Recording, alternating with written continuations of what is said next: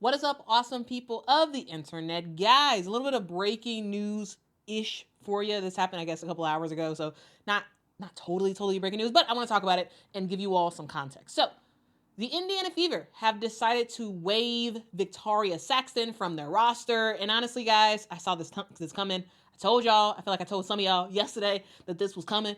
First, they waived Grace Berger. Now they waive Victaria Saxton because they trying to do something next year. Now, let's talk about what this move means, why it was inevitable, and what is possibly next for Victaria Saxton. Now, let's actually get into this story. All right, so if you've been living under a rock, maybe you don't know this, but everybody else knows this, that the Indiana Fever have been making some major moves this offseason. They added DeWanna Bonner, Natasha Howard, and Sophie Cunningham to pair up with Kelsey Mitchell, Caitlin Clark, and Aaliyah Boston. Guys, the message is clear. They are trying to win now. And unfortunately, for Victaria Saxton, that meant that she was the odd one out in this case. Now, over the past 2 seasons, Victaria Saxton has barely played. Like, she has been someone who was basically permanently parked on the bench. She only played in 15 games in 2023 when she was a rookie. And last season, she averaged only 2.6 minutes a game in the 9 games that she actually played in during the entire season. Now, the season is 40 games long, and she only played in 9 games in 2024. And with Indiana bringing in some experienced vets, and there was no indication at all that Victaria's role would ever change. She would generally just be a bench player who would ride on the bench for the Indiana Fever. Now that the Indiana Fever is in win now mode, now that they are trying to overhaul their roster to sort of optimize what Caitlin is able to do, it doesn't make sense to waste a roster spot with Victaria Saxton, a player that everybody knows, is not going to play. So that's why she ended up getting waived. And because she was on a non-contract, non-guaranteed rookie deal, it just made sense. Cut her now. And as I said in the past, I believe I said this in the Grace Berger video, guys, the decision to cut Victaria Saxton now didn't have to happen, right? The Indiana Fever could have waited until April, right before the season is about to start, and then waived her then, right? They could have did that.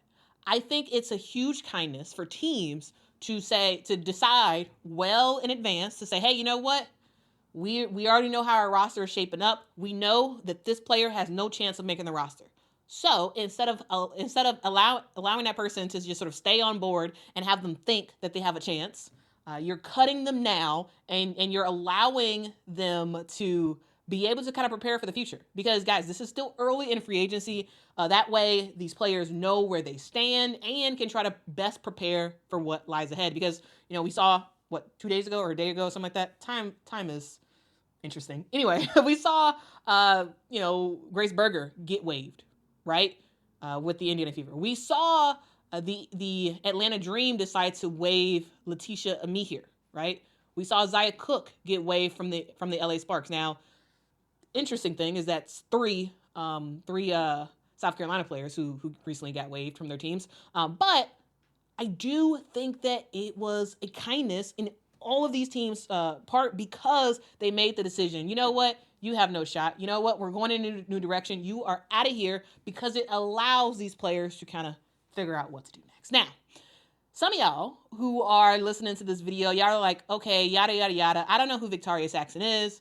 Well, let me give you a brief backstory on Victaria Saxton. She was drafted to the Indiana Fever with the number 25 overall pick in the 2023 WNBA draft. She comes from South Carolina. And in college, y'all, she was a straight-up winner. Her and Aaliyah Boston did their thing in the SEC. They won the SEC regular season championships several times. They won the SEC tournament title 3 times. 3 times they went to the NCAA Final Four, including winning a national championship in 2022. Victaria Saxton played for the Gamecocks for 5 years, and for 4 of those years, she was actually a team captain. And in her career, from 2018 to 2023, Victaria recorded 4 double-doubles, 33 double-figure scoring games, and 12 double-digit rebounding games. She also started 105 of 166 career games played for the Gamecocks, and she actually holds the record of the most career games for a South Carolina women's basketball player, which is kind of cool. Now, here's the thing. The majority of Victaria Saxton's role was not really to score like that. Yeah, sure, she would score, but the main purpose of her job at South Carolina was really defense.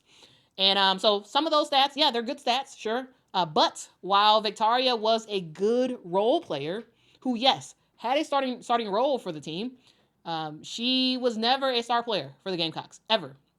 You know, when we talk about the bigs at South Carolina over the last several years, it was Aaliyah Boston and it was Camila Cardoso. Yes, you have Victaria Saxton in the mix. Yes, she gave an impact, but she wasn't really a critical player in terms of someone that gave you a lot of numbers. Now, defensively, yes, Victaria Saxton did her job, and yes, she played her role very, very well for the Gamecocks, but she was never the star.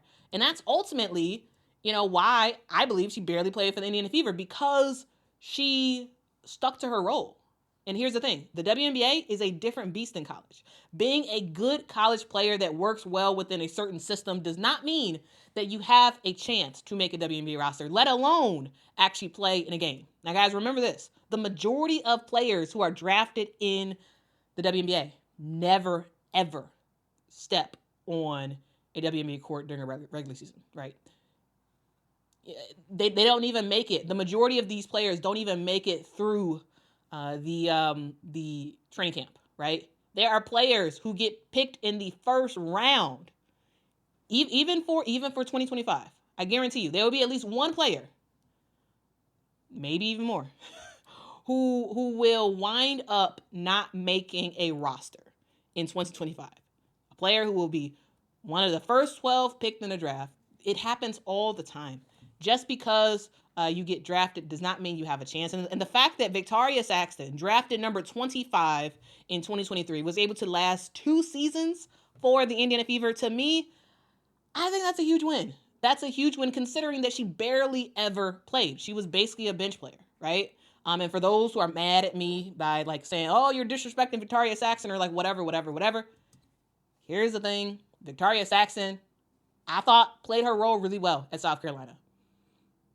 Didn't really, in my opinion, have a real chance in the WNBA. I was personally surprised that she made the roster when she was a rookie. And, you know, she's been on the team and whatnot. She's likely been a very good practice player and whatnot. But the Indiana Fever are trying to win. And Stephanie White is trying to create a roster that can compete with the likes of the Minnesota Lynx and the New York Liberty and the Las Vegas Aces and whatnot. And Victaria Saxton just didn't fit that role. And that's okay, right? They move on and they allow her to move on early. Because it is what it is, guys. It is what it is. You have to accept reality, and that is reality. So, what's next for Victaria Saxton? What is next? Well, the good news for Victaria Saxton is that she is playing in Athletes Unlimited AU, which is just starting this week. And I'll have a separate video about AU. But she played at AU last year. I do think that did some good for her. She is going to be in it this year. Now, here's to hoping she makes a dramatic leap from last year in AU for this upcoming year, because, you know, the good thing about AU is that if you play your cards right, if you really show a lot of value on both the offensive and defensive end in AU, you're going to possibly, you know, have a good chance of making a training camp roster, right? That's what you want. If I'm Victaria Saxton, that is my goal. I need to show off in Athletes Unlimited so that I can make a training camp roster on some team in the WNBA and hopefully use that opportunity to prove myself and try to make a regular WNBA roster. We've seen players get waived in the past in the WNBA. We've seen players come back stronger. And so there's a question about like, okay, well, is Victaria one of those cases? Someone who gets cut, works their way back, changes their game to enhance what they do well and try to make another roster, right? So we'll see ultimately what happens from here. But guys, want to hear what y'all have to say, what y'all think ultimately about Victaria Saxton's career at the Indiana Fever.